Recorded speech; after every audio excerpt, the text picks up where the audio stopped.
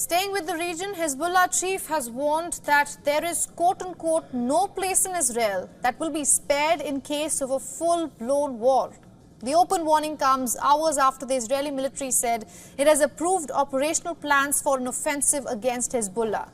In a televised address, the chief said Israel won't be spared by Hezbollah at any cost and that it should expect the armed group on land, by sea and by air. It knows that no place in the entity will be safe from our missiles and our drones, and that our strikes are not indiscriminate. Every missile is targeted, every drone is targeted, and the proof of that is the Hudhud. It knows that we have a list of targets, and we have the ability to reach these targets, which will shake the foundations of the entity. The Hezbollah chief has also threatened Cyprus if it opens airports and bases for Israel to target Lebanon. Cyprus has good relations with both Israel and Lebanon and lies close to the coast of both countries.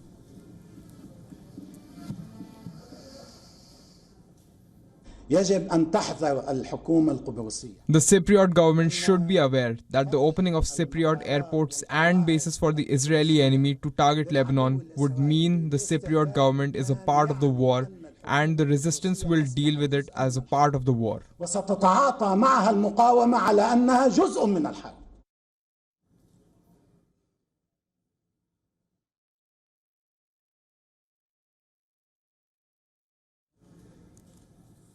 Now for more on this, we are being joined by Adrian Kalaman, a fellow at Arabian Peninsula Institute, and is joining us live from New York.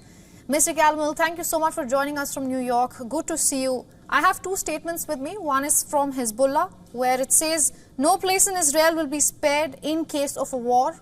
The other statement is by Israel, which says decision of an all-out war against Hezbollah is near. How real is this threat? Thank you for having me back, and great question, great quotes. It's very real. We have to remember that October 7th, Hamas started this war, but October 8th, Hezbollah entered the war as well. So there's been a low-grade intensity. Well, I wouldn't say low-grade.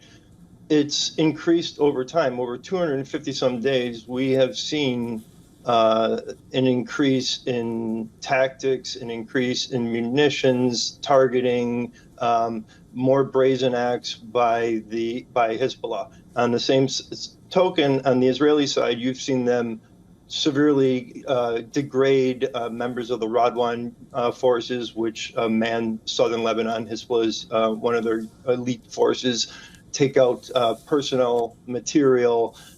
So Israel has been trying to, I would say, prep the battlefield, so to speak, for when they do pivot north. And many of us that have watched this from afar have said that, well, Hezbollah did not get involved full-fledged right away, so they're just calculating, calibrating, seeing what's going on in Gaza, and then as Israel gains traction in Gaza and looks to wrap up Gaza, right, then Hezbollah will start to really throw its arsenal. Right. Israel claims that it is prepared for a full-blown war with Hezbollah, but at the same time it also has another front, which it's the ongoing war in Gaza that we are talking about. I want to ask you this. At a time like this, when Israel is already facing some amount of flack from Washington, D.C. with its operations in Rafah specifically, how on board is Washington, D.C. going to be in case there is a full-blown war against Hezbollah? Great question. They're not going to be, not with this administration. From the signaling, the messaging has been there from this administration. At first it sounded like their message was to Hezbollah, don't get involved. Don't do anything. That didn't deter them. Now it's a messaging to Israel that don't get involved in Lebanon. You're going to have to live with 120,000 people evacuated from northern villages. That's just the way of life. Doing things such as withholding the JDAMs, which are precision guided missiles, that they need bombs to defeat Hezbollah and to minimize civilian casualties in Lebanon. Right. The withholding of that, these are the type of ironclad relationship where that ironclad doesn't seem so ironclad. Mr. Calmel, very quickly, since you said not with this administration, I have to ask you, U.S. presidential elections are just 5 months from today, and there's a big possibility that Donald Trump might come back to the White House. So if not with this administration, is it possible with Donald Trump's administration? Another great question, and I don't know if the appetite's there. I think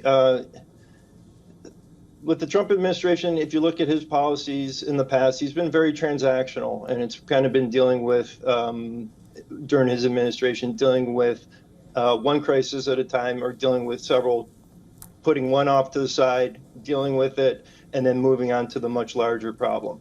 I don't know if what his policy will look like towards Hezbollah. I know DC's policy towards Lebanon has been broken for years. We have been funding the Lebanese government. We've been funding the LAF. We've been propping up a Lebanese government that is essentially beholden to Hezbollah, that fleeces the population, that bankrupts the country. All right, Mr. Calmel. So I don't see a change. Right. All right, we're completely out of time, Mr. Calmel. I think you've made your point, and thank you so much for joining us here on WION and getting us all your insights. Thank you so much. Thank you again. For all the latest news, download the WION app and subscribe to our YouTube channel.